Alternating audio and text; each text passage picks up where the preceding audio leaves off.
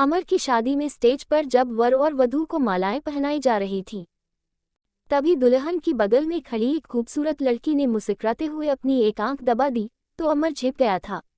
शर्मीला होने के चलते अमर दोबारा उस लड़की को देखने की हिम्मत नहीं जुटा पाया। परंतु शादी के बाद जब विदाई का समय आया, तब वही लड़की चुहलबाजी करते हुए बोली, मुझे अच्छी तरह से पहचान लीजिए जीजा जी, मैं हूँ आपकी साली रागिनी। दीदी को ले जाने के बाद मुझे भूल मत जाएगा। नहीं भूलूंगा रागिनी, भला साली को भी कोई भूल सकता है। अमर ने धीरे से मुस्कुराते हुए कहा, क्यों नहीं, जब घरवाली साथ में हो तो साली को कौन याद करता है। रागिनी ने हंसते हुए कहा, मैं हूं न तुम्हें याद करने वाला, अब फिक्र क्यों करती हो। कहते हुए अमर अपनी बीवी दिव्या के साथ घर से बाहर निकल आया। कुछ दिनों के बाद रागिनी अपने पिता के साथ दिव्या से मिलने उसके घर आए और एक हफ्ते के लिए वहीं रह गई, जबकि उसके पिता बेटी से मिलने के बाद उसी रात अपने घर वापस आ गए। रागिनी अमर के बर्ताव से काफी खुश थी। वह उससे घुल-मिल कर बातें करना चाहती थी, पर संकोची होने के चलते अमर खुलकर उससे बातें नहीं कर पाता था। वह केवल मुस्कुरा कर ही रह जाता था। तब रागिनी झुंझला कर रह जाती थी। एक दिन दिव्या के कहने पर अमर रागिनी को घुमाने ले गया। जब वह रागिनी को ऐतिहासिक जगहों की सैर करा रहा था, तब वह अमर के संग ऐसे चिपक कर चल रही थी मानो उसकी बीवी हो। रागिनी के बदन के छू जाने से अमर अंदर ही अंदर सुलग उठता। उसकी नज़र रागिनी के गदराए जिस्म पर पड़ी। अमर को अपनी तरफ घूरता देख रागिनी ने शरारत भरे अंदाज में पूछ ही लिया, क्या देख रहे हो जीजा जी। ये सुनकर थोड़ा झिझकते हुए अमर बोला, तुम्हारे कट मारने वाले जिस्म को देख रहा हूँ रागिनी, तुम बहुत खूबसूरत हो। सच, तो फिर हासिल क्यों नहीं कर लेते। रागिनी मुस्कुराते हुए बोली, क्या ये तुम कह रही हो। अमर ने हैरानी से पूछा, हाँ, इसमें हर्ज ही क्या है। आखिर साली भी तो आधी घरवाली होती है, उसे भी तो शादी से पहले तजुर्बा होना चाहिए। रागिनी बोली, लेकिन ये तो गलत बात होगी रागिनी, तुम्हारी दीदी के साथ धोखा होगा। नहीं नहीं, मुझे कुछ करने के लिए उकसाओ मत। अमर बोला, आप भी बहुत भोले हैं जीजा जी, मैं आपको दीदी के सामने कुछ करने के लिए थोड़े ही उकसा रही हूँ, बल्कि अकेले में। कहते हुए रागिनी ने अपनी बात अधूरी छोड़ दी। उसकी बातें सुनकर अमर कुछ पलों के लिए सिहर उठा। फिर खुद पर काबू पाते हुए वह बोला, तुम तो बड़ी नटखट हो साली साहिबा, किसी का ईमान दिगाना तो कोई तुमसे सीखे, लेकिन मैं तुम्हारी दीदी के साथ धोखा नहीं कर सकता। अमर की बातें सुनकर रागिनी फिर झुंझला उठी, पर उसने अपनी झुंझलाहट का एहसास नहीं होने दिया, बल्कि मन ही मन कहने लगी, देखती हूँ कि कब तक तुम मेरे हुस्न के जलवे से बचते हो।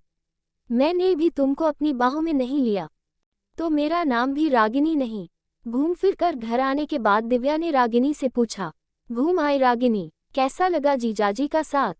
ये भी कोई पूछने वाली बात है दीदी, प्यारे प्यारे जीजाजी का साथ हो फिर तो।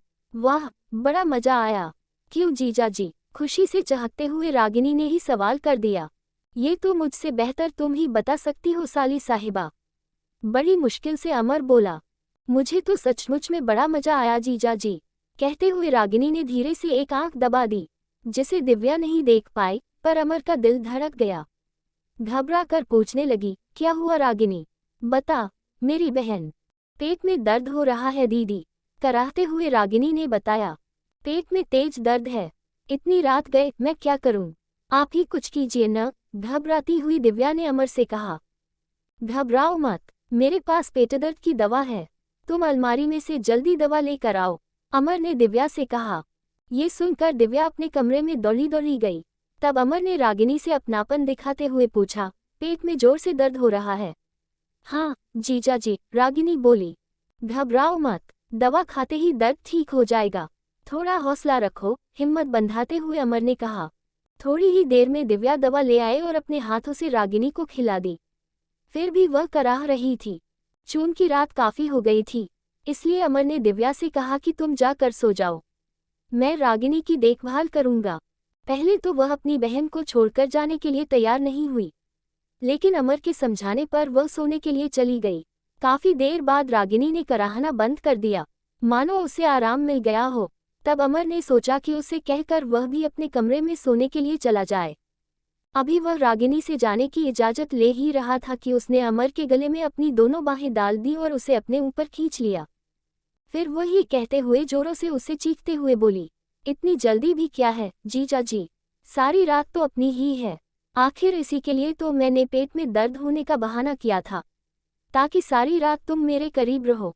क्या तुमने मुझे पाने के लिए पेट दर्द का बहाना किया था? बड़े ही शर्म की बात है कि तुमने हम लोगों के साथ छल किया। मुझे तुमसे ऐसी उम्मीद नहीं थी। गुस्से से बिफरते हुए अमर ने कहा और उससे अलग हो गया। तो फिर मुझसे कैसी उम्मीद थी जीजा जी? आप भी बच्चों जैसी बातें कर रहे हैं, लेकिन मेरी बेचैनी नहीं समझ रहे हैं। मैं आपके लिए कितना तरस रही हूँ, तड़प रही हूँ, पर आप कुछ समझते ही नहीं। साली पर भी तो कुछ जिम्मेदारी होती है आपकी। क्या मैं प्यासी ही यहाँ से चली जाऊंगी? थोड़ा झुंझलाते हुए रागिनी बोली। तुम्हारे मुंह से ये बातें अच्छी नहीं लगती रागिनी। मैं तुम्हारा जीजा हूँ तो क्या हुआ, उम्र में तो बड़ा हूँ। कम से कम इसका तो लिहाज करो। क्यों मुझे मुसीबत में डालती हो? कहते हुए अमर दरवाजे की तरफ देखने लगा कि कहीं दिव्या तो नहीं आ गई। लेकिन दिव्या दरवाजे की ओट में खड़ी होकर दोनों की बातें ध्यान से सुन रही थी। उसे यकीन ही नहीं हो रहा था कि उसकी छोटी बहन इस तरह की हरकतें कर सकती है। दिव्या खड़ी खड़ी उनकी बातें सुनने लगी। रागिनी उलाहना देते हुए कह रही थी, मुझे खुश करके आप तबाह नहीं बल्कि खुश होंगे। जीजा जी, क्यों बेकार में इतना कीमती समय बर्बाद कर रहे हैं? मेरे प्यासे मन को क्यों नहीं बुझा देते? मैं आपका यह एहसान जिंदगी भर नहीं भूलूंगी। आइए और मुझे अपनी बाहों में जकड़ लीजिए। देखिए, यहाँ दीदी भी नहीं है, केवल आप, मैं और यह अकेलापन है। जानता हूँ, फिर भी मैं तुम्हारी दीदी के साथ बेवफाई नहीं कर सकता। इसलिए होश में आओ रागिनी, तुम अपने आप को संभालो, क्योंकि हर काम का एक समय होता है। इसलिए अपनी इज्जत संभाल कर रखो, जो तुम्हारे होने वाले पति की अमानत है। मैं तुम्हारे पिताजी से कहकर जल्दी ही तुम्हारी शादी करवा दूंगा। समझाते हुए अमर ने कहा, शादी के बारे में जीजाजी बाद में सोचा जाएगा, पहले आप मुझे अपनी बाहों में तो ले लीजिए। देखते नहीं कि मेरा अंगन टूट रहा है। कहते हुए रागिनी एक बार फिर अमर से लिपट गई। अमर ने गुस्से में उसके गाल पर एक जोरदार तमाचा जड़ दिया और बोला, कितने भरोसे से तुम्हारे पिताजी ने तुम्हें हमारे पास छोड़ा है, और मैं उनका भरोसा तोड़ दूं? तुम्हारी दीदी भी मुझ पर कितना भरोसा करती है, मैं उसका भी भरोसा तोड़ दूं? नहीं, मैं ऐसा हरगिज नहीं कर सकता। हाँ, तुम्हारे संग हंसी मजाक और छेड़छाड़ कर सकता हूँ, लेकिन ये भी एक हद तक ही। खैर, रात बहुत हो चुकी है, अब सो जाओ, पर अपने इस जीजाजी को माफ करना, क्योंकि मैंने तुम पर हाथ उठाया है। रुंधे गले से अमर ने कहा और वहां से जाने लगा। तभी रागिनी अमर का हाथ पकड़कर रोते हुए कहने लगी, माफी आपको नहीं, मुझे मांगनी चाहिए जीजा जी, क्योंकि मुझे गलतफहमी थी। मैंने अपनी सहेलियों से सुन रखा था कि जीजा साली के रिश्तों में सब कुछ जायज होता है, लेकिन आपके नेक इरादे देखकर अब मुझे एहसास हुआ है कि मैं ही गलत थी। अपनी इन हरकतों के लिए मैं शर्मिंदा हूँ कि मैंने आपको बहकाने की कोशिश की। पता नहीं कैसे मैं इतनी बेशर्म हो गई थी। क्या आप अपनी इस साली को माफ नहीं करेंगे जीजा जी? कहकर रागिनी ने अपना सिर झुका लिया। क्यों नहीं, माफ तो अपनों को ही किया जाता है, और फिर तुम तो मेरी साली हो। कहते हुए अमर ने प्यार से उसके गालों को थपथपा दिया। अमर सोने के लिए रागिनी के कमरे से निकलकर अपने कमरे की ओर चल दिया। उससे पहले ही दिव्या कमरे में पहुंचकर पलंग पर ऐसे सो गई जैसे कुछ जानती ही न हो। लेकिन उसे अपने पति पर गर्व जरूर हो रहा था कि वह बहकने वाला इंसान नहीं, बल्कि सही रास्ता दिखाने वाला इंसान है। अगले दिन सुबह रागिनी काफी खुश नजर आ रही थी। उसने चहकते हुए दिव्या से कहा, दीदी, अब मैं घर जाना चाहती हूँ, क्योंकि मेरी पढ़ाई का नुकसान हो रहा है। क्यों जीजा जी, मुझे पहुँचाएंगे न घर? अमर ने मुस्कुराते हुए कहा। हाँ, क्यों नहीं। जीजा अपनी साली की हर बात का ख्याल नहीं रखेगा तो और कौन रखेगा?